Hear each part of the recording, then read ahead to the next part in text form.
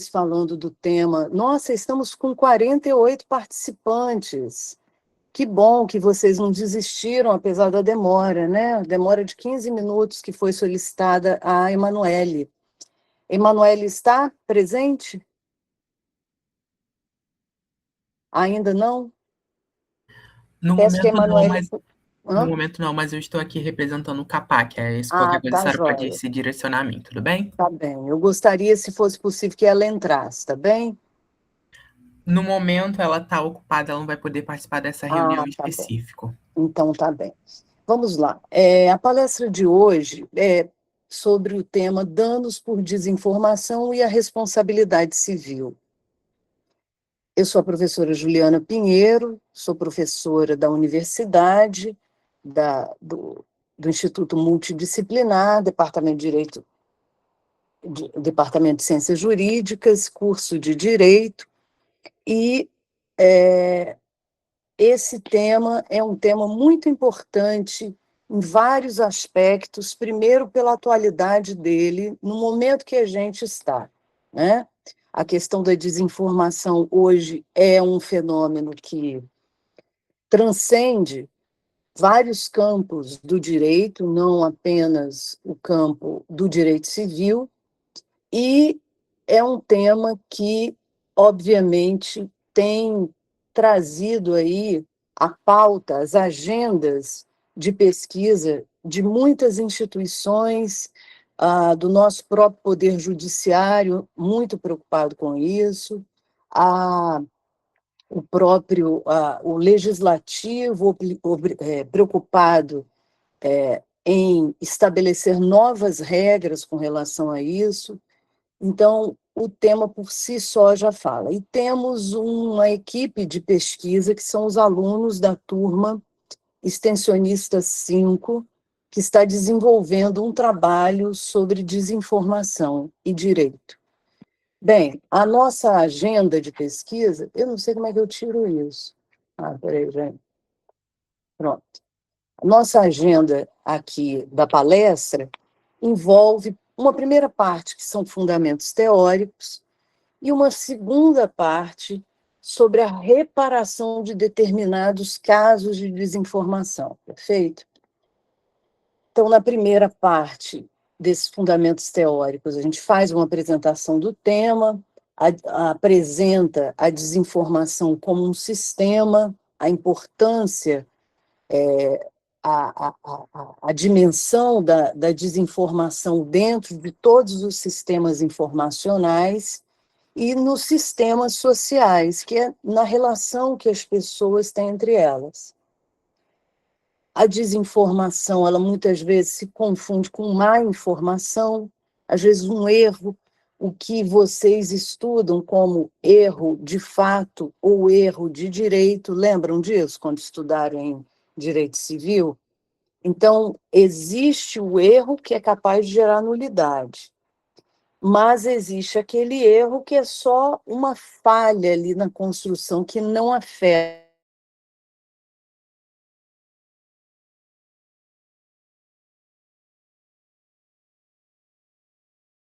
isso. Também sobre as chamadas gramáticas desinformativas. A desinformação como narrativa, os danos causados por desinformação, tanto os danos patrimoniais quanto extrapatrimoniais, danos à integridade física e psíquica, o chamado dano pela perda de uma chance, e outros danos que a gente vai pontuando e vai analisando ao longo da apresentação. Se alguém tiver alguma dúvida, pode, por favor, me interromper, tá certo, Carlos? Em seguida, a gente vai levar a questão da vulnerabilidade da vítima, se essa vulnerabilidade ela é suficiente para projetar, para aumentar o quanto indenizatório, como os tribunais estão vendo isso, e a questão da interseccionalidade de vulnerabilidades. Quando tem mais de uma vulnerabilidade, a vítima, como é que os nossos tribunais têm acompanhado isso? Principalmente com relação a danos por desinformação. E outras medidas de responsabilidade civil de danos por desinformação, na ocorrência de danos por desinformação.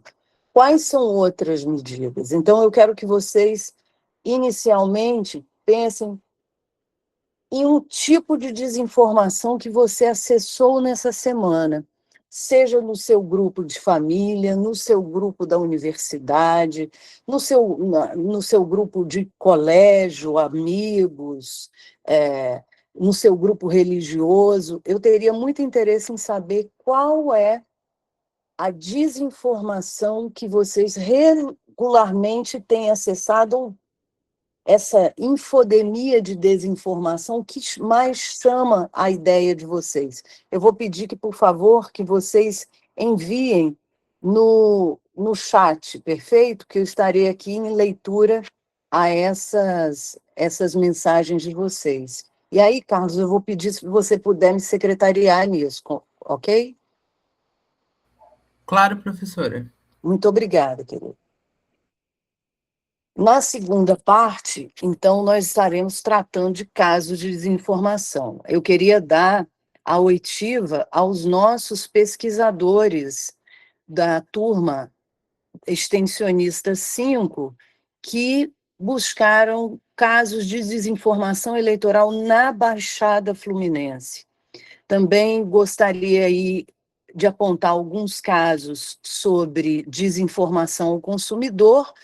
E o caso agora que é a pauta da vez, apesar de tanta desinformação, né, um sistema desinformacional em que vivemos, a questão da cura gay, que está sendo objeto de ação direta de inconstitucionalidade, entrou na pauta agora do mês de abril, por conta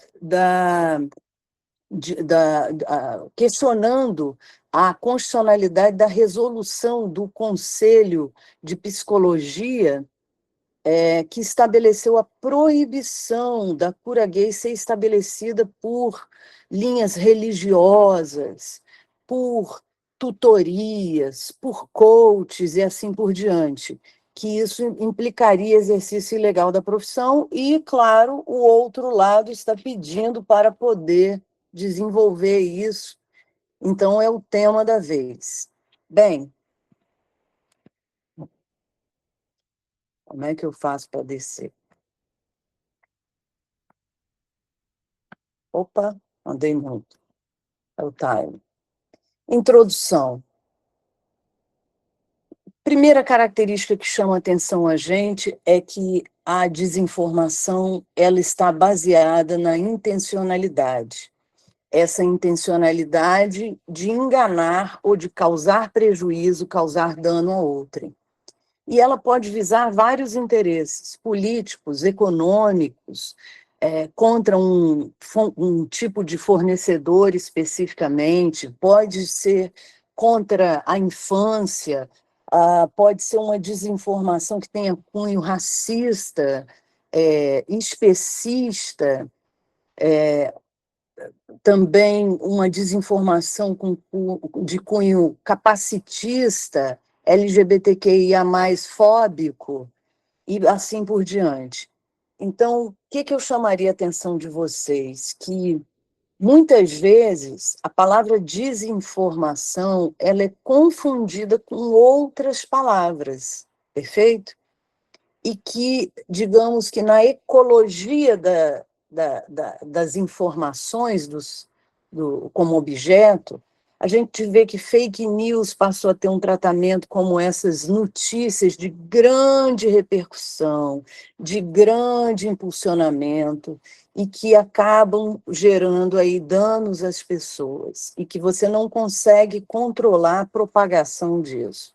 Deepfakes são aqueles vídeos falsos feitos com IA. Claro que existe um limite entre a crítica, entre digamos assim, até o jocoso, a brincadeira, a comédia, né? Tantos comediantes, então há um limite para se poder transitar entre isso. Então, tudo isso já vem sendo construído há décadas pelas chamadas ciências da informação, e o direito está lidando com isso, porque a proporção de danos relacionados a isso tem sido muito grande.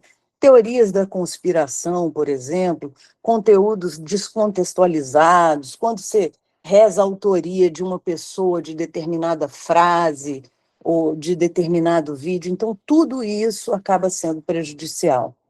Outra questão importante são os mecanismos.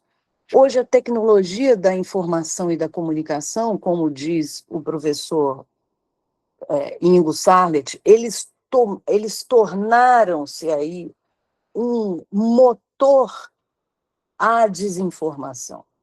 Ao mesmo tempo que podem ser usados a informação, também tem sido usados a desinformação. Então, algoritmos de redes sociais, bots, mensagens em aplicação de WhatsApp, Telegram, tudo que é disseminado em grupos e redes de confiança. Por exemplo, em plataformas de games, é impressionante a disseminação de desinformação, e visando muitas vezes prejudicar a honra de determinados grupos sociais.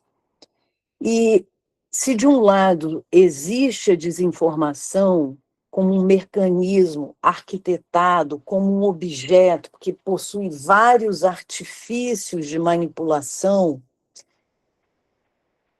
há também o outro lado de quem recebe a desinformação, é o chamado viés de confirmação. O viés de confirmação, ele representa essa tendência cognitiva, um caminho que às vezes a pessoa busca, através de uma informação, confirmar suas crenças enraizadas. Eu chamo de crenças, mas aí, digamos, preconceitos, hábitos e assim por diante. E isso acaba por gerar uma tendência cognitiva, inclusive, da pessoa buscar, interpretar, favorecer, relembrar informações que confirmam essas crenças preexistentes, ignorando muitas vezes evidências contrárias, o direito ao contraditório, mecanismos, mecanismos mentais que muitas vezes inconscientes acabam fortalecendo opiniões parciais. Limita a visão de mundo, leva a decisões equivocadas em finanças, política, relacionamento e tantos outros campos. Uma pergunta importante: quanto custa a desinformação no Brasil e como o direito empresarial e outros campos do direito acabam sendo afetados? A desinformação, por exemplo, ela gera custos financeiros, mas não apenas custos financeiros, porque você sabe quantos gigabytes você contrata para ter acesso.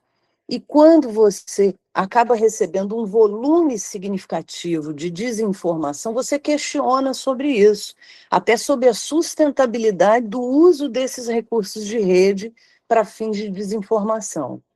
Fora ainda, a desinformação, ela muitas vezes gera ondas de acesso, por exemplo, ondas de acesso a câmbio, de desvalorização de produtos. Então, o custo financeiro disso é muito alto. Os custos sociais. Quando você seja motivado pelo ódio, motivado pelo racismo, etarismo, capacitismo e tantos outros, você acaba gerando um custo social que é uma segmentação, uma separação social. E isso repercute para fins políticos, para fins sanitários, para fins educacionais. Quem aqui nunca viu uma desinformação sobre o papel das universidades públicas? Queria saber, conta para mim, Carlos, o que escreveram aí?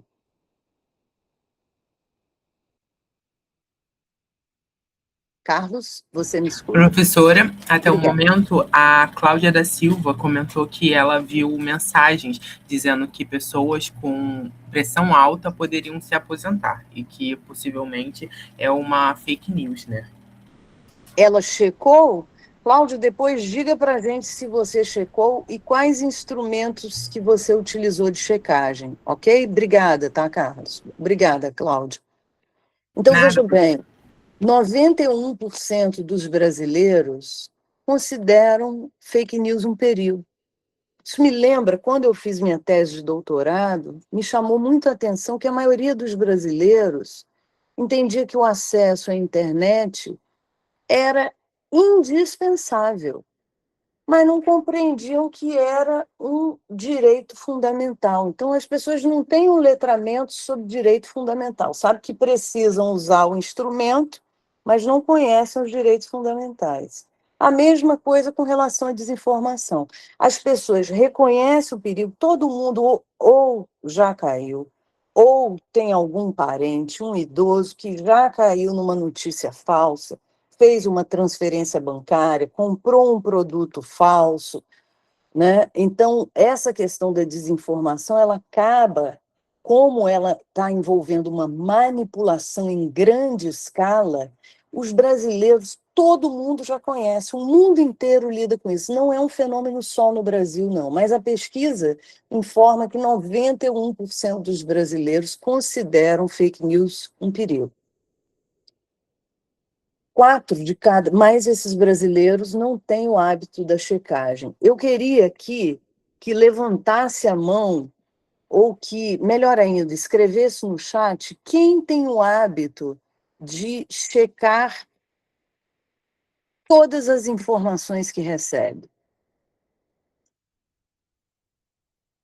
Acho que temos 0. Quem checa pelo menos 2 ou 3 informações por semana?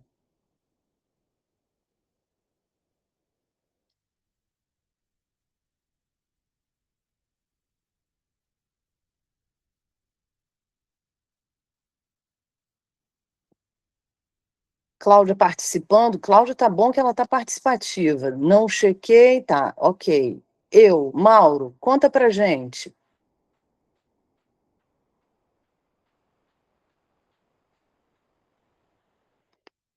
Ele pode falar? claro, professor, ele pode abrir o microfone se ele se sentir confortável para isso. Ah, Mauro, se você quiser falar, então você tá com a palavra, tá? Oi, professora, boa noite, tudo Boa bem? noite. Então, geralmente eu faço a checagem pelo Google, né, que é o principal, mas assim, a gente direciona sites, principalmente grandes veículos de informação, o Globo, esses veículos de informações das grandes mídias, que a gente sabe também que tem que tomar cuidado, porém a grande parte eu faço essa checagem. Infelizmente eu tenho um sogro que todo santo dia ele me manda 1 milhão de informações, de desinformações.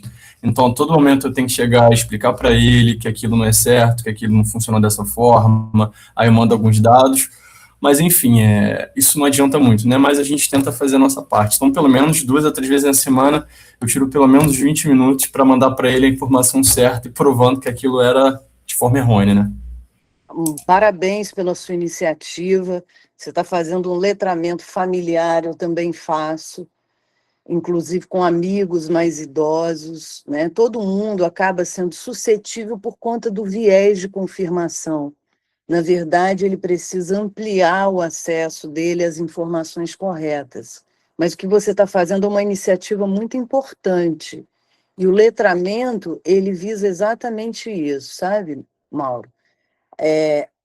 O que acontece? Existe, claro, você pode checar utilizando o Google, inclusive colocando a palavra é fake, e aí coloca o site, né, o link do site, ou coloca a frase, ou coloca parte do vídeo, etc. Então, normalmente se consegue deter esse tipo de informação e o papel é informar mesmo.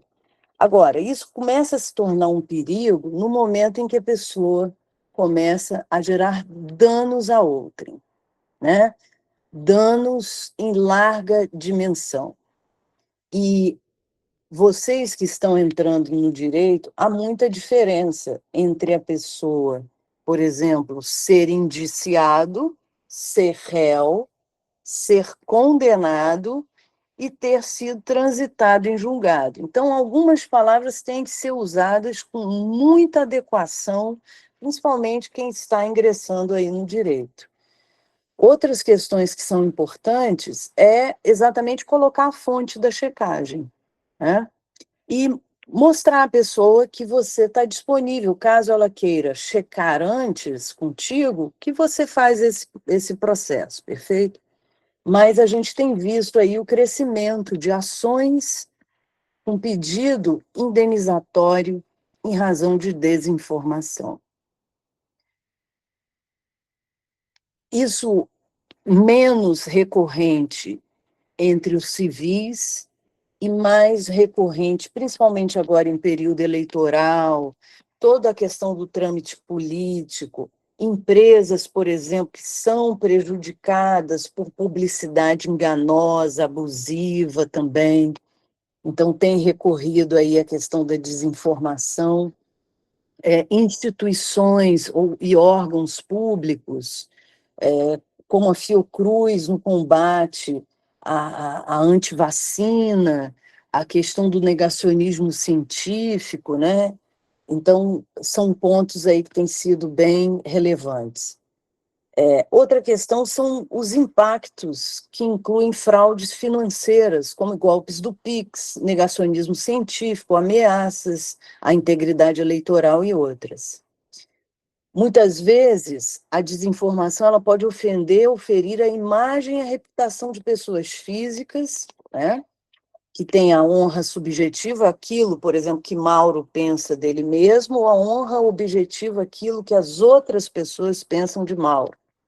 E a questão das pessoas jurídicas, que elas não têm honra subjetiva, mas têm honra objetiva, bem como o prejuízo à marca, a produto de manipulação direta da opinião pública. Então, por exemplo, vocês já fizeram uma pesquisa se a Rural já foi objeto de desinformação? Alguém já teve essa curiosidade? Se a Universidade Federal Rural já passou por essa manipulação de informação que venha ferir a sua, quando eu digo a Rural, e todos os seus membros, né, que envolvem professores, técnicos, colaboradores, alunos, etc. Então, é importante esse tipo de pesquisa também dentro do nosso ambiente e dentro das nossas relações acadêmicas. E, claro, isso acaba comprometendo a rigidez dos negócios e mercados. Então, do ponto de vista empresarial, a gente já consegue ver aí um prejuízo evidente, que há uma preocupação das empresas. As empresas estão medindo o custo da desinformação nos seus processos e dos seus recursos. Porque se tem um funcionário, um estagiário, que fica dedicado ali a acessar a desinformação e eles sofrem uma denúncia, a empresa recebe uma denúncia, ainda que anônima, isso pode representar todo um custo de extinção, né, rescisão do contratrabalho, rescisão do contrato de estágio e assim por diante.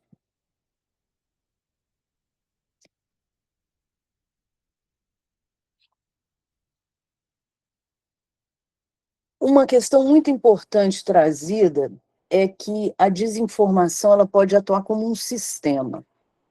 E é um pouco difícil de entender isso, porque a desinformação, uma mentira por si só, um boato errado, uma teoria da conspiração,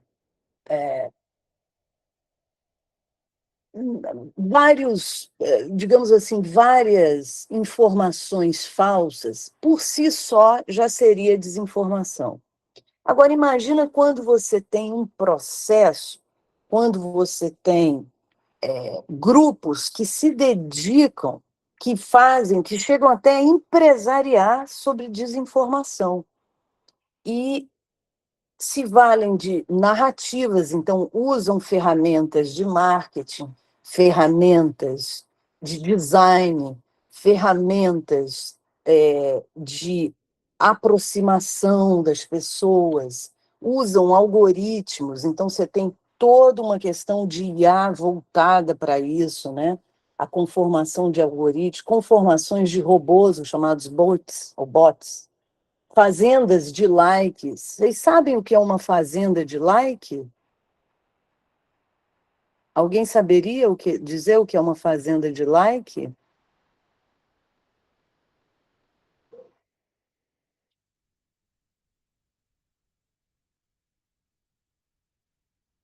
Pelo visto, ninguém sabe. Fazenda de like são grupos empresariais que reúnem vários terminais eletrônicos, como, por exemplo, smartphones, por incrível que pareça, smartphones, inclusive roubados, porque alguns foram localizados pela Polícia Civil do Rio de Janeiro em fazendas de like no interior do Mato Grosso, interior de Goiás, interior de São Paulo, etc. E essas fazendas de like são celulares conectados e que têm um programa para gerar like e impulsionar aquele tipo de publicação. Essas são as chamadas fazendas de like. Então, vejam a que ponto chegou. E algumas são, inclusive, offshore, ou seja, fora do Brasil. Então, você não consegue nem controlar os mecanismos, né, os empreendimentos locais, porque se valem de arranjos e mecanismos fora do país. Então, e o sistema? O sistema é exatamente a interface entre o método da mentira, da manipulação e a utilização desses mecanismos, esses processos. E um sistema desinformativo, ele é dotado de arranjos com financiamento, atores envolvidos, um objetivo de desestruturar crenças, mobilizar outros grupos e atores, construir a influência visando benefícios para outros, através de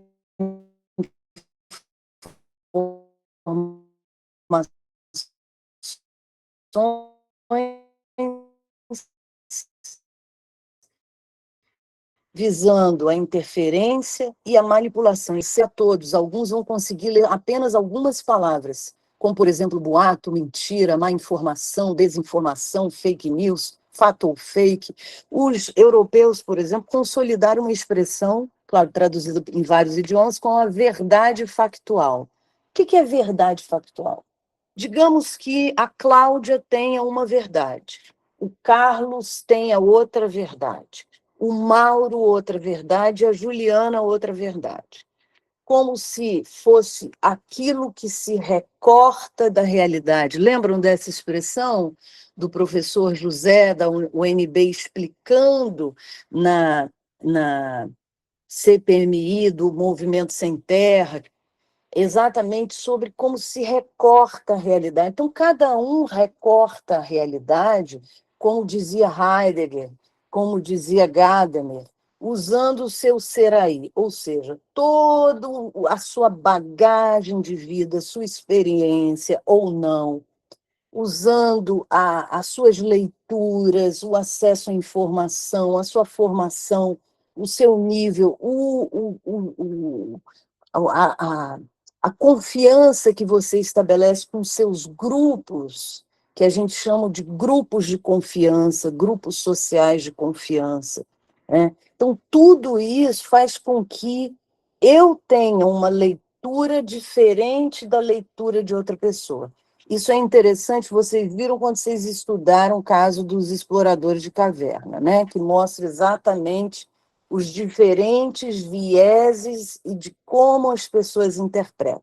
Mas a verdade factual que está destacada aí lá no final, embaixo, eu não sei se eu consigo aumentar, não vou nem mexer porque eu não conheço esse computador ainda.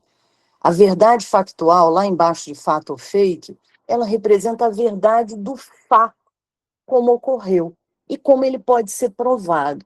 Claro que a testemunha, ela muitas vezes, ela é malgrada de preconceitos, né? E a testemunha, muitas vezes, vai trazer ali uma verdade, a prova testemunhal, mas, por isso, o direito não contempla apenas a prova testemunhal, mas outras provas, prova documental, mas documento pode ser falsificado. Testemunha, conhecida como a prostituta das provas, porque ela é muito suscetível a várias questões de entendimento do fato e mesmo de cumplicidade ali com a questão que está sendo objeto de investigação.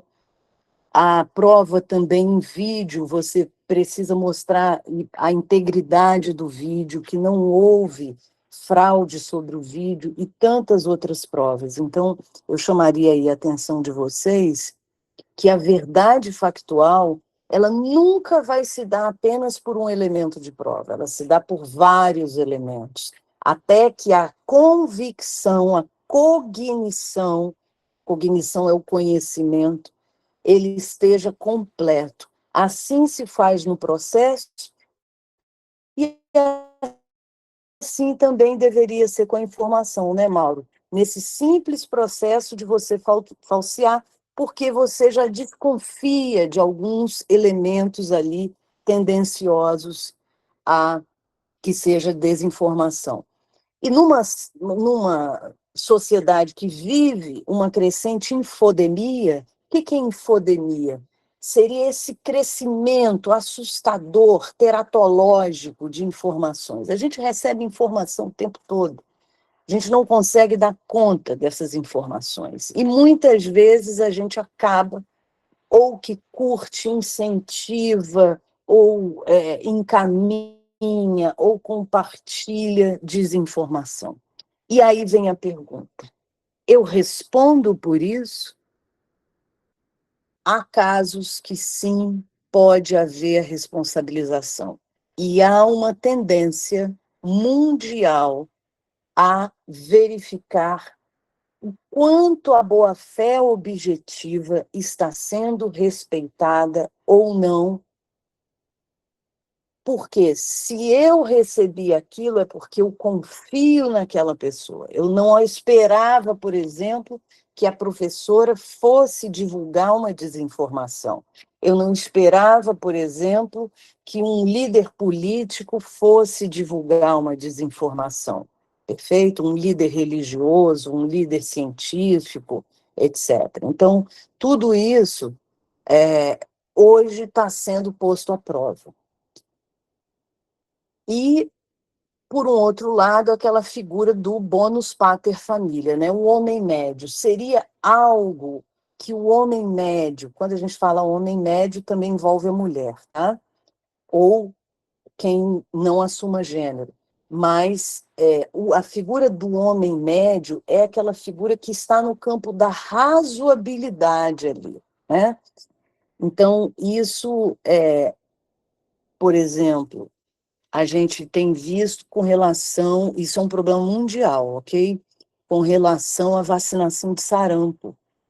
Então, o sarampo está voltando em vários países exatamente por conta da desinformação e porque os canais eficientes para informar não conseguem se projetar na mesma proporção. Então, o direito acaba sendo chamado a entrar para corrigir isso. E eu pergunto, será que o direito seria o melhor caminho? Será que ações judiciais seriam o melhor caminho? Porque você dá uma solução pontual, ainda que seja por danos coletivos, mas é uma solução pontual. É o direito aplicado na concretude. Talvez políticas públicas adequadas não seriam mais eficientes para combater a desinformação? Então, fica aí a proposta. A gente comentou com vocês, então, que a desinformação, ela tem a questão da intenção, né? É deliberada provocar um dano, está ali no campo do dolo, ainda que da culpa eventual, perfeito? E a fake news é esse tipo de desinformação caracterizada pela ampla disseminação. Danos causados por desinformação. Primeiro, os danos. O que é um dano? O dano é uma diminuição a um bem jurídico, perfeito? Esse bem jurídico pode ser um bem que tenha uma apreciação econômica financeira. Por exemplo, se você sofreu um PIX fraudulento, você vai sofrer um prejuízo. Se uma empresa teve a reputação de um produto divulgado de forma a desinformar as pessoas sobre aquilo, né? Um produto, uma marca, o que for, isso gera um prejuízo e esse prejuízo é calculável, perfeito? Então, isso envolve esse prejuízo com uma diminuição patrimonial, que é conhecida pelos alunos de responsabilidade civil e pelos alunos de obrigações como dano emergente e lucro cessante, previsto lá no 402 do Código Civil de 2002. Então, o dano emergente é aquilo que efetivamente perdeu, aquilo que se depreende imediatamente da diminuição patrimonial. E o lucro cessante é aquilo que deixa de auferir, que deixa de lucrar. Então, uma vantagem que deixou de lucrar em determinado tempo. Então, vejam, por exemplo, danos patrimoniais, um lucro cessante que você pode sofrer quando você tem, por exemplo, houve um lucro cessante, perdão, houve uma desinformação muito importante atribuída à Petrobras. Isso prejudicou a distribuição de dividendos entre os acionistas. Então, uma desinformação, seja na área financeira, sobre câmbio, investimento, de que a Petrobras está falindo, né? E assim por diante, tudo isso acaba tendo um efeito dominó e você pode ter uma redução de vantagem que seria oferida. Além disso, existem os danos extrapatrimoniais. Esses não estão ligados propriamente ao patrimônio da vítima. Não houve uma redução patrimonial, mas estão ligados a ofensas ou lesões sofridas à dignidade humana. Claro que pessoa jurídica também pode sofrer dano moral. Então, isso não é impediente. Isso porque se considera ali, dentre os direitos fundamentais, que o direito à honra, o direito à reputação, ao nome, à privacidade, que são coroados como direitos fundamentais na Constituição, acabam também tangenciando direitos de pessoas jurídicas. Mas esses danos patrimoniais, que todo mundo conhece como dano moral, a indústria do dano moral, que é um mero aborrecimento, ele muitas vezes está ligado aí a questões, seja a honra, reputação, incolumidade, saúde ou bem-estar físico e psíquico. Por exemplo, o que representa uma desinformação, como foi aquele baleia azul, que causava que as crianças se automutilavam.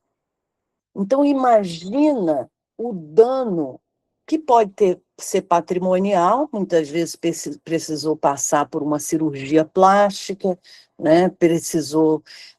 Vou contextualizar, essa desinformação, que na verdade veio de uma fraude da baleia azul, era uma baleia que seduzia crianças, principalmente crianças na primeira infância, e que essas crianças acabavam se automutilando, danificando o rosto, o braço, seguindo orientações ali de pessoas voltadas a gerar esse tipo de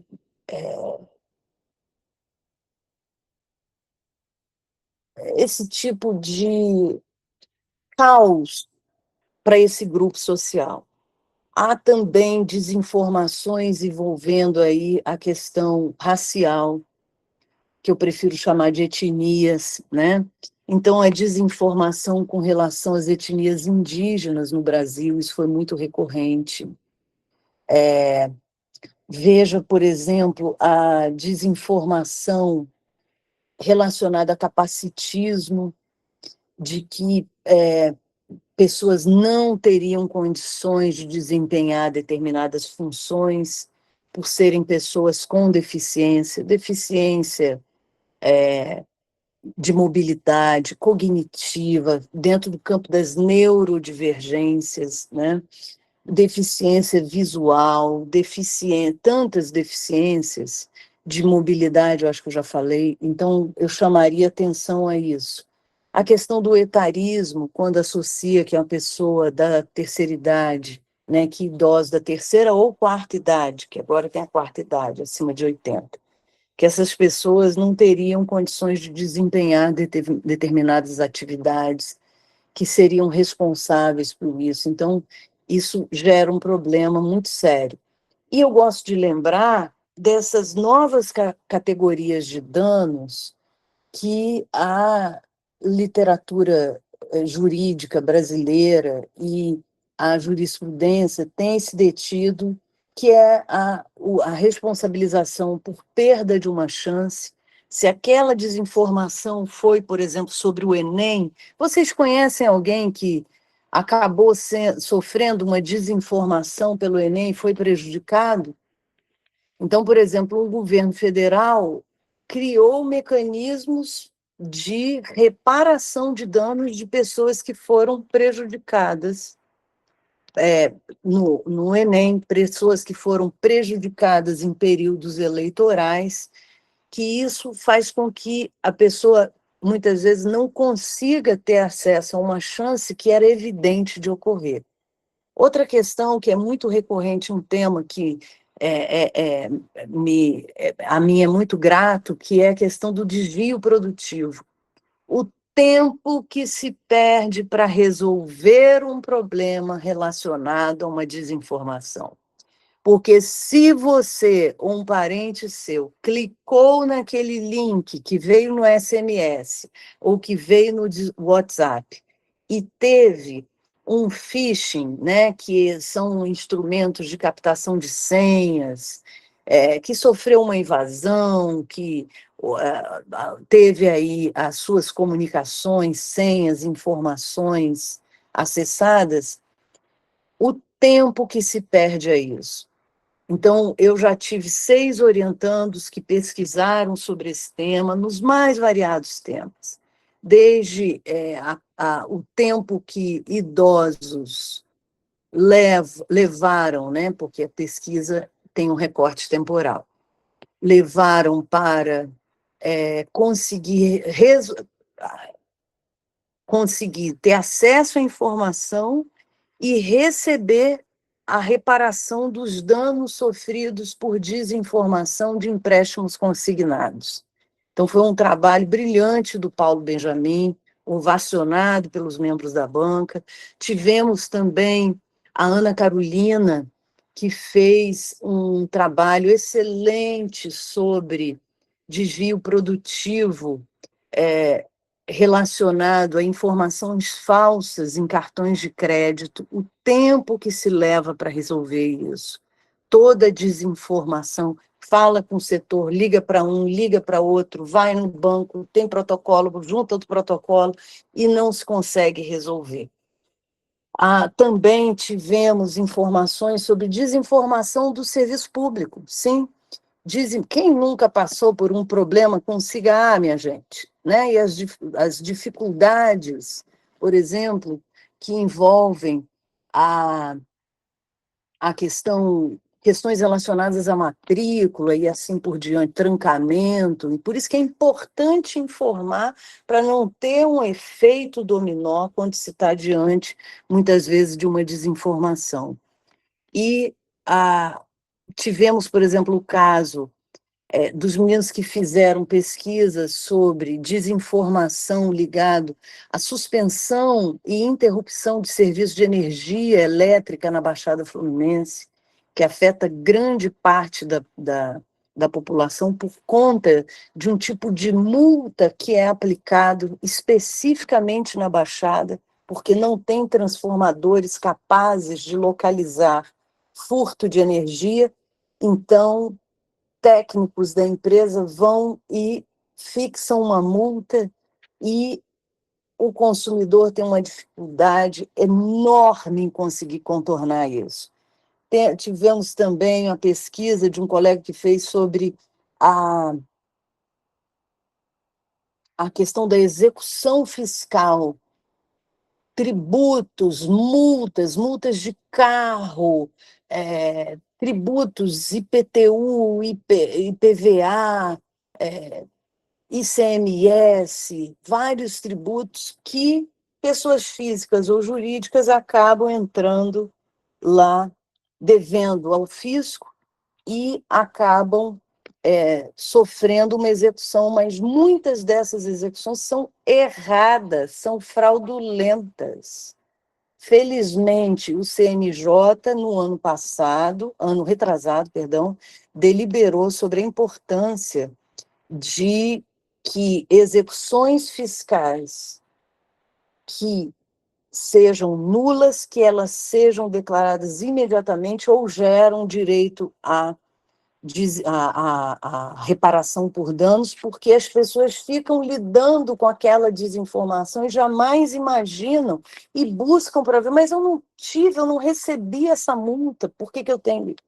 Tanto que na esfera federal, dívidas acima de 20 mil, em razão dos custos da execução que se dá na vara de fazenda, né, pública, no âmbito federal, que são varas federais, o CNJ deliberou que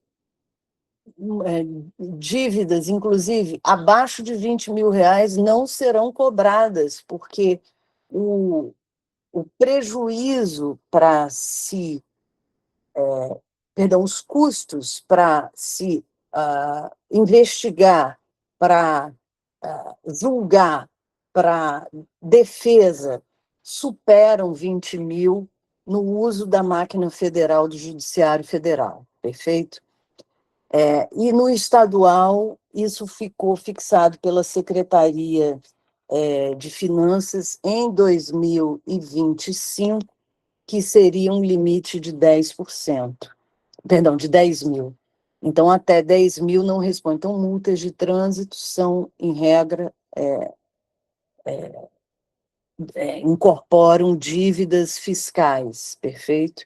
Então, há uma chance, caso você não venha cobrar. Agora, isso não impede que o fisco, nem federal, nem o fisco estadual, seja impedido de se valer de outras medidas, né, executórias, coercitivas, como pedir a suspensão da carteira de motorista, obliterar, apreender o passaporte e assim por diante. Então, o desvio produtivo é um tema que realmente eu tenho muito apreço e é um tema da vez porque sabemos o quanto de tempo que perdemos para conseguir resolver problemas que são apresentados, inclusive por desinformação, porque às vezes a desinformação faz parte do processo, acaba integrando ali como um método, principalmente de fornecedores, para fazer com que o consumidor desista no seu pleito pelo cansaço. Confesso que mesmo eu, advogada, jurista, já desisti de alguns pleitos por ser tão cansativo, mas isso chama atenção, inclusive, pela uma oportunidade de trabalho e renda para alunos que, ainda que não sejam estagiários, ainda que não tenham tirado a OAB, podem estar localizando isso e fazendo a defesa desses interesses. O dano coletivo, por exemplo, é o dano quando atinge uma categoria, um grupo social. Eles estão aí dentre os chamados interesses difusos ou interesses coletivos estrito sensu ou interesses homogêneos entre si. Então, por exemplo, se é um grupo de pessoas que está sofrendo uma execução fiscal inadequada, isso pode ser a oportunidade de ser apresentado um pedido indenizatório por dano coletivo. Pode ser por uma categoria, pode ser, por exemplo, categoria de professores, tem repetidamente professores, enfermeiros, técnicos, têm repetidamente entrado com ações visando a reparação de dano coletivo à categoria por conta de desinformação associada ao exercício de suas funções. E aí eu chamo a atenção essa questão da vulnerabilidade. Muitos de vocês já abriram o Código de Defesa do Consumidor, que reconhece que o consumidor é a parte vulnerável da relação jurídica. O Código vem a corrigir a desigualdade, vou pedir mais 10 minutinhos, ok? Então, o Código vem a corrigir a desigualdade que existe no mercado de consumo entre consumidores e fornecedores. Essa desigualdade, ela é corrigida pela lei.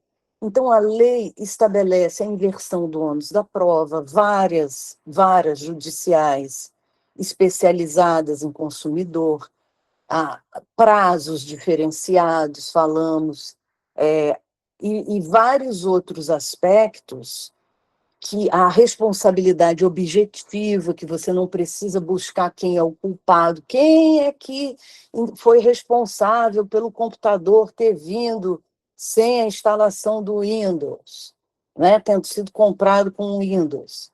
Então, eu não preciso, basta eu demonstrar que não tem o Windows instalado e solicitar a reparação. A empresa que depois, o fornecedor que depois vai buscar quem foi o responsável que não trouxe, que não fez aí o upload e a adequação do produto com todos os acessórios, né? O acessório segue o principal. Então, o consumidor é considerado uma parte vulnerável. Mas e se esse consumidor ele é idoso? Se ele é PCD? Se ele, por exemplo, se ele é um torcedor, o Estatuto do Torcedor, ele reconhece a vulnerabilidade do torcedor como consumidor, mesmo que ele não tenha pago o ingresso, mas ele pode ter sido levado por uma desinformação e desistido de ir ao jogo por conta de uma desinformação espalhando que ia ter algum tipo de rivalidade entre torcidas, etc., e isso gerando, por exemplo, um estádio vazio num dia de um jogo importante.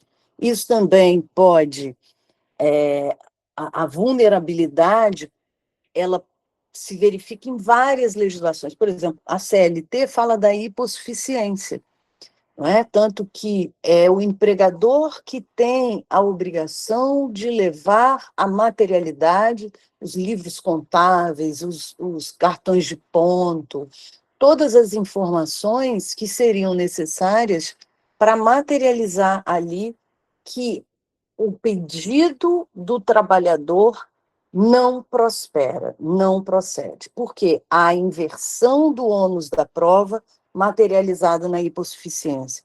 Da mesma forma, a hierarquia, a subordinação e outros elementos. Então, se reconhece que o trabalhador é a parte mais fraca. Então, vem a legislação para alçar. Quando estamos diante de uma sociedade que abraçou, e eu uso as aspas, a chamada pejotização de funções que necessariamente carregam o lastro da hipossuficiência, ou seja, da submissão, da hierarquia, do recebimento da contraprestação, que é o salário, não imediato, ou seja, às vezes mensal ou quinzenal. Então, tudo isso mostra que descaracteriza uma proteção, retira o trabalhador de uma proteção que, na verdade, ele se enquadra. e isso está sendo também objeto de análise do Supremo Tribunal Federal atualmente. E o que é essa chamada interseccionalidade? Eu estou agora com um orientando, que é o nosso colega Ailton dos Santos Areal, que está pesquisando sobre a interseccionalidade relacionando a responsabilidade civil e se há reparação maior por conta daquela vítima. Não é apenas um consumidor, ele é um consumidor idoso, mas também não é um consumidor apenas idoso, é um consumidor idoso, por exemplo, PCD. Então, se há um rigor, se há uma tendência, se há um caminho no judiciário reconhecendo aí o valor da interseccionalidade no quantum indenizatório, no valor que é pago de indenização. Então, esse é um ponto que é a agenda da vez. Os alunos de responsabilidade civil receberam textos para analisar. O Ailton vai participar da próxima aula, eu convidei, e fica aberto a quem quiser, vai ser na quarta-feira, de 8 às 10 da manhã. A desinformação também ela pode ser praticada em entrevistas, que foi tema de repercussão geral, né? Entrevistas em veículos, em canais, né, televisivos, em que houve ali uma desinformação sem dar o devido, porque houve uma acusação, perfeito, em um momento esqueci, não é horário eleitoral, não, é debate eleitoral, durante um debate eleitoral. E é muito importante, porque, dependendo do debate, se não for imediatamente durante o debate contida a desinformação, isso pode lastrear, prejudicando a vítima. Perfeito? Porque a vítima não vai conseguir, às vésperas, uma projeção da informação correta, saneada, da devida retratação, da escusa pública, do pedido público de desculpa, de retratação, não consegue, muitas vezes, ali naquele tempo. Então, o que o Supremo entendeu? Que, se for identificada a falsidade, tem que ser feita imediatamente a remoção ou a retratação. E que, se o meio sabia de que determinado material seria, ou informação seria veiculado, e não conteve isso com antecedência, o meio responde. Medidas judiciais e extrajudiciais adotadas por empresas cuja reputação tenha sido atingida por desinformação. Não só por empresas, mas também por particulares. Primeiro, tem que identificar o tipo do conteúdo negativo publicado e sua origem. Todo mundo deixa pegada digital. Então, hoje em dia, é possível você obter as pegadas digitais e qual foi a dimensão e a propagação. Existem empresas especializadas nisso, inclusive para verificar se a sua reputação está sendo ofendida em algum tipo de veículo, grupo, WhatsApp, etc. Outra questão, verificar se houve compartilhamentos, né? Então, ver aí a disseminação, quais tipos de plataformas, etc., e os tipos de perfis que fizeram. Entrar em contato com o indivíduo autor da publicação e solicitar a remoção do conteúdo. Isso é uma medida muito importante e que pode gerar uma oportunidade de trabalho e renda para aluno de direito que identifica isso, identifica a vítima, identifica o autor ou os autores, né, da desinformação, e pode estar mediando essa remoção e, se necessário, uma retratação. Se o conteúdo negativo ou falso já viralizou, né? E como é que as redes, etc., se necessário, tem que remeter uma nota à imprensa. Então, fazer uma comunicação pública nos principais canais de comunicação. notificação extrajudicial do autor, ao autor da publicação, também é um mecanismo eficiente, caso entrando em contato de forma amigável não seja suficiente. Alguns atores sociais já vão direto para notificação judicial, entendem? Pelo volume, muitas vezes, de desinformação de determinados grupos sociais, econômicos e políticos. A questão da notificação aos sites, que é a demanda do PL sobre desinformação, né? Que é exatamente, a PL é projeto de lei sobre desinformação, atribuindo aí a responsabilidade. Então, existe um impulso, um conjunto de forças tentando evitar a aprovação desse PL, que eu pessoalmente acho que ele ainda precisa ser aperfeiçoado. E a questão da ação judicial contra o autor do conteúdo falso e contra o site que hospeda o material. Então, você pode pedir, inclusive, a remoção imediata do conteúdo. Isso você pode fazer tanto por ações cautelares, né? Então, por medidas cautelares, por tutela inibitória, se houver aí uma tendência, por exemplo, em período eleitoral, proibir que aquele site publique sobre aquela matéria, ou algo semelhante àquela pessoa que vem sofrendo várias desinformações, e também pode pedir aí a questão da tutela antecipatória, porque já previu o prejuízo, perfeito? E ações de marketing, tentando reverter a imagem negativa gerada pelas fake news, pela desinformação, buscando colocação de ranking da empresa, mostrando, por exemplo, o papel de determinadas personalidades. Então, é o que eles chamam de publicidade positiva, perfeito? Visando aí minimizar os links negativos existentes. Oportunidades acadêmicas e profissionais do direito empresarial frente à desinformação. Temos aí o letramento digital, né?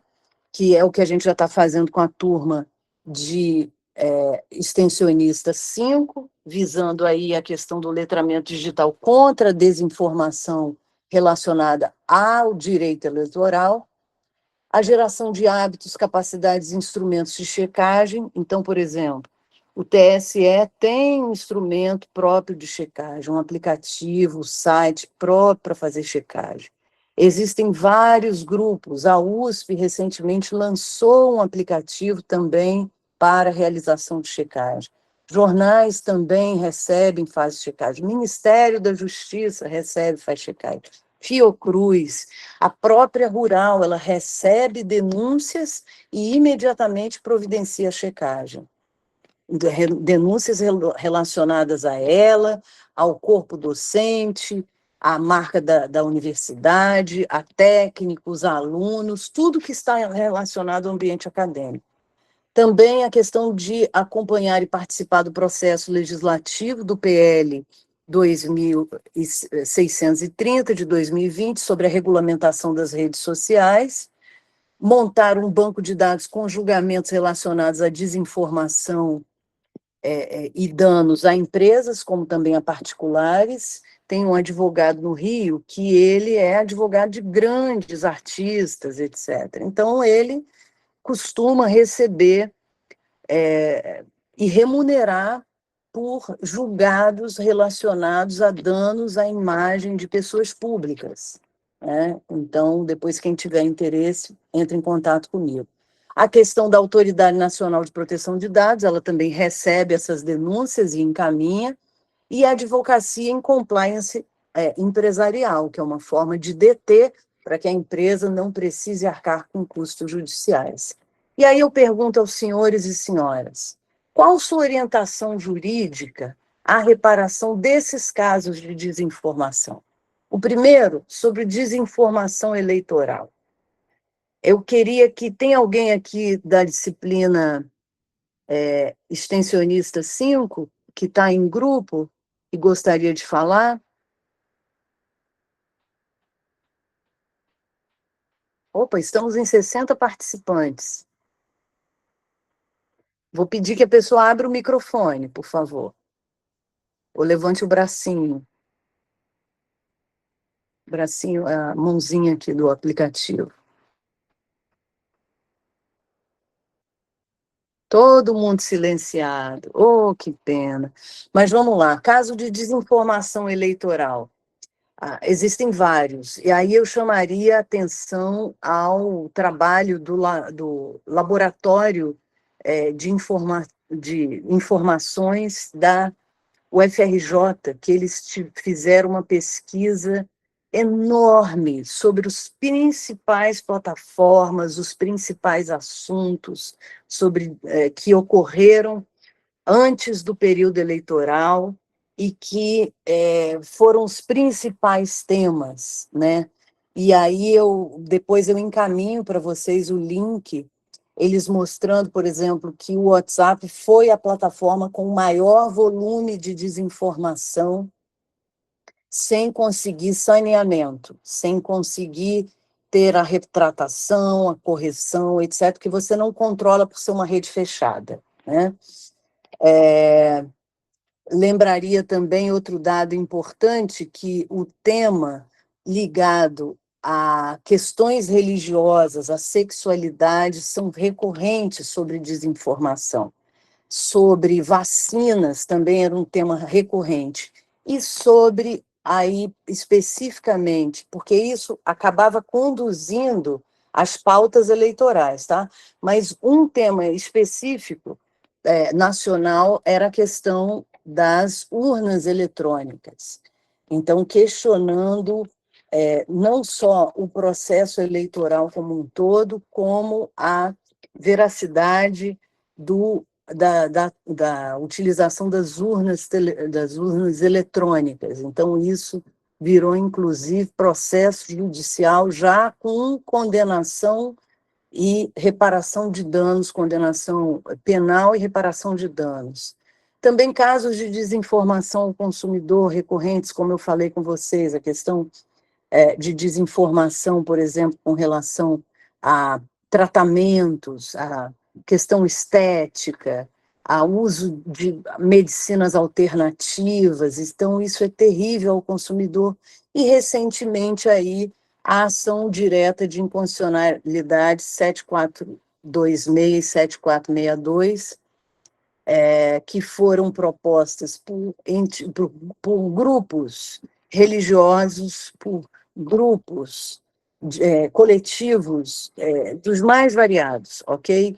E pedindo aí que fosse decretada a inconstitucionalidade da Resolução 01 de 1999 do Conselho de Psicologia, que proibiu que esse tipo de atividade seja parte do exercício de psicólogos ou seja de outras pessoas que estejam exercendo ilegalmente, porque isso viola a dignidade da população LGBTQIA+, isso viola o direito à saúde, porque muitos acabam tendo a saúde comprometida por conta de desinformação e outras questões. Então, eu levaria aí a vocês, inclusive, diria que sobre essa questão das ADINs, temos o Supremo recebendo denúncias sobre isso e informações que possam salientar de pessoas que vêm sofrendo danos com a prática negacionista de cura, porque eles reverteram a interpretação da cura gay, né? Que a cura gay por processos espirituais, ela seria, eles entendem que não aceitar a cura gay por processos espirituais seria negacionismo, mas não. Ao contrário, o negacionismo ele é utilizado para a área científica. Então, cientificamente, tanto psicólogos quanto médicos, vários conselhos já reunidos mostraram que não há eficiência sobre isso. Isso está vinculado a vários outros fatores que não são passíveis sequer de tratamento ou cura. Então, Agora o Supremo Tribunal Federal está com a palavra, está na pauta e nós acompanharemos. Agradeço aí a todos pelo tempo dispensado, peço desculpas aí pela extensão, primeiro pelo atraso no início e agora pela extensão do horário, e passo a palavra ao nosso coordenador da sessão. Muito obrigada. Nada, professora. O CAPAC agradece a motivação e o tempo da senhora por estar aqui dando essa palestra. Foi incrível. Algum aluno deseja fazer alguma pergunta, alguma coisa, tirar alguma dúvida enquanto a professora ainda está aqui? Se sim, pode se sentir à vontade, um minutinho, ou se não, a gente pode encerrar mesmo, tudo bem?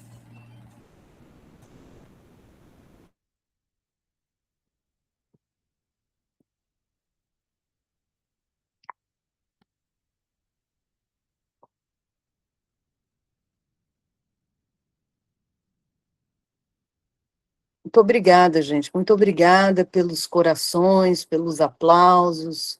Muito obrigada.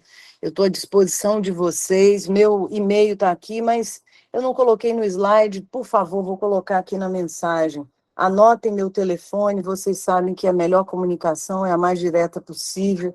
E comigo é o WhatsApp. Espera que eu tenho que escrever aqui.